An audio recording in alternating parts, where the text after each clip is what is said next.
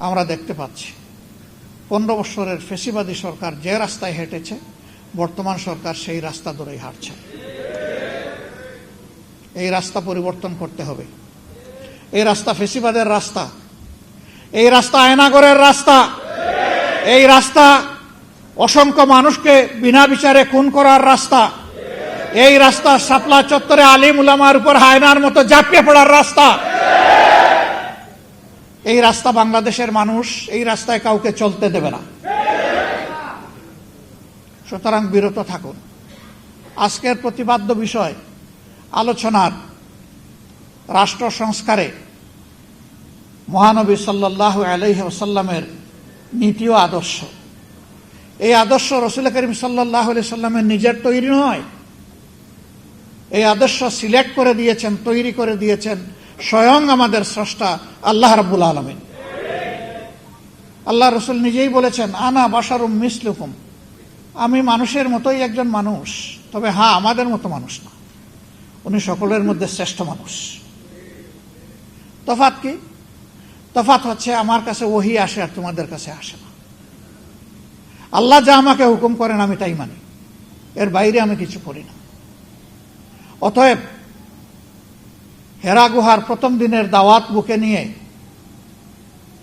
ওহীর সেই অংশটা, সূরা আল আলাকের এই অংশটা বুকে ধারণ করে তিনি যে ওই হেরা গুহা থেকে জবলে নূরে নেমে এসেছিলেন, ইন্তেকালের আগে তার প্রিয় গুহায় আরেকটি বার তিনি ফিরে যেতে পারেন নাই। কেন পারেন নাই? তখন থেকে তার উপর একটার পর একটা আল্লাহ তাআলার পক্ষ থেকে দায়িত্ব আসতে থাকলো। তিনি কিভাবে এই সমাজকে বদলাবেন। কোন সমাজ? যেই সমাজটি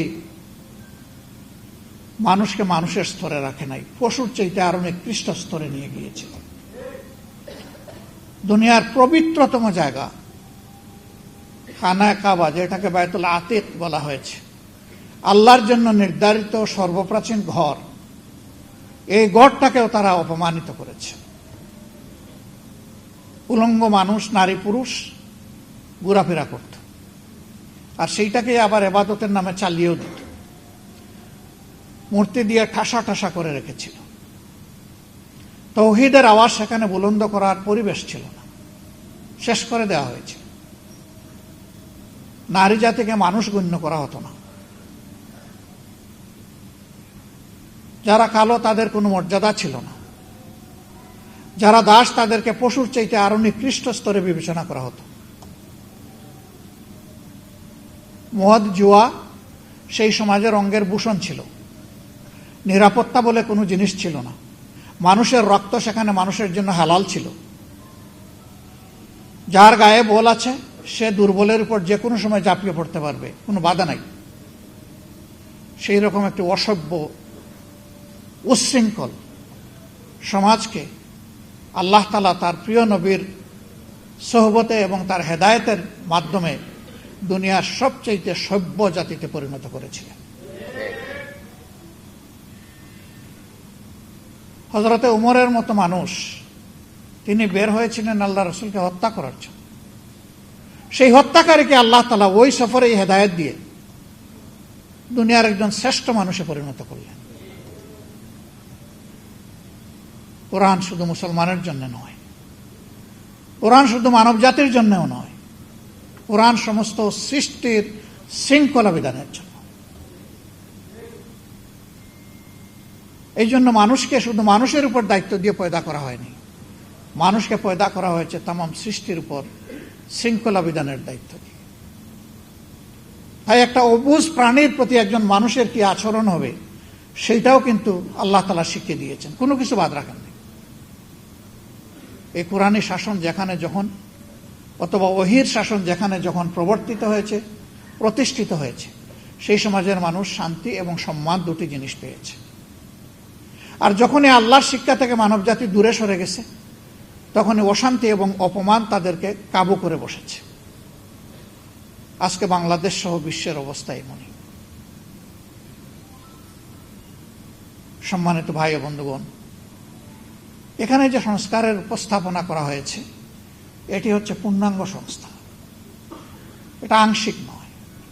যেটার মাধ্যমে মানব জাতির মানবজগতের আমূল পরিবর্তন ঘটবে। রাসূলুল্লাহ সাল্লাল্লাহু আলাইহি সাল্লামের আন্দোলনটা ছিল মূলত সাংস্কৃতিক আন্দোলন, অপসংস্কৃতিকে বদলে দেওয়ার আন্দোলন। যে মায়ের জাতিকে মানুষ গণ্য করা হতো না, সেই মায়ের জাতিকে বসানো হয়েছে মায়ের সম্মানে। পিতার চাইতে 3 গুণ বেশি সম্মান দেওয়া হয়েছে তাদের। আজকের ঘোষক যখন বিজয়ী 2 জনের নাম ঘোষণা করছিলেন, প্রথম জন মুশফিকা সালসাবিল, তিনি নাম ঘোষণা করে পিতার পরিচয় দিলেন পরবর্তী পর্যায়ে এসে, এবং রচয়িতা রচনাকারী আর পিতার জন্য দোয়া করলেন, কিন্তু মায়ের জন্য একটু দোয়া করলেন না। এই মা তো এই মেয়েটাকে তার গর্ভে ধারণ করেছেন, এই মাই বুকের দুধ দিয়ে তাকে বড় করেছেন, এই মাই তাকে বিকশিত হওয়ার মানুষ হওয়ার জন্য সবচেয়ে বেশি দায়িত্ব পালন করেছে। আমি দোয়াটা করে দিলাম, আল্লাহ তাআলা ওই মাকেও সম্মানিত করেন। আরেকজনের জন্য কোনো দোয়াই করেন নাই, ওনার জন্য দোয়া।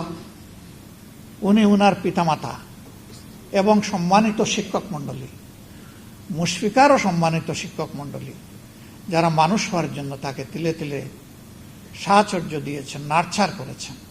আল্লাহ তাআলা তাদের সকলকে এই দুনিয়ায় এবং পরবর্তী জগতে আল্লাহ তাআলা সম্মানিত করুন।